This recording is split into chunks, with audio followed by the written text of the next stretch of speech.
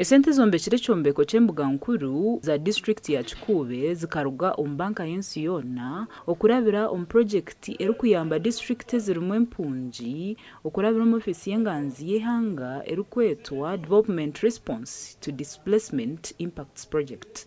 On behalf of the President of the Republic of Uganda, the office, my office, I'm talking about the office of the Prime Minister. Enganzi Nabanja ashabira abakozi n'abebembezi okwejunisa ekyombeko eki okwisia abantu obuheereza burungi. Tikiri kyombeko kwonka tukwenda abantu bafune services nibasinziira ha kyombeko hano.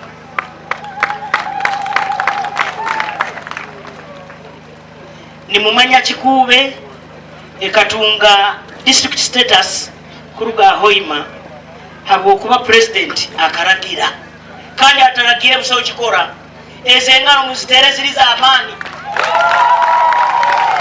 Let us all join hands together and face the new frontiers of propelling Kikuube district to higher horizons. I promise and commit to be true to my mighty party NRM and the people of Kikuube district local government.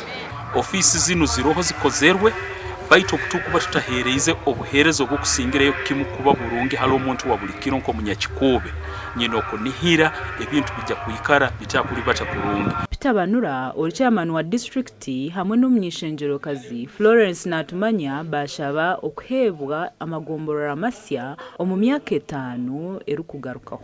2025 bagenda kwani batwongera administration units ezigenda kuongera obuhereza mu Kikuube na programs za government. So Kikuube nkura tugenda kugobora muno. Then district headquarters zizija bandikulangu wali kuzombeka in a phased manner ba mazile level 1. We are expecting a second level kugira ngo zibeho. Betu district ti ebyombeko kandi ti leadership kusha. Ebi district n'abantu bayo kuba bino businje kandi barahikwaho buhereza. District ya Kikuube ekatandikwaho 2018 kandi ekyombeko eki nikija kumaraho billion 5 na million 5 kubara bebongireho kanyi nezindi ezishemerire kweyongeraho. In the name of the Father and the Son. Gasha kwa Ambrose Nwamanya Katoto.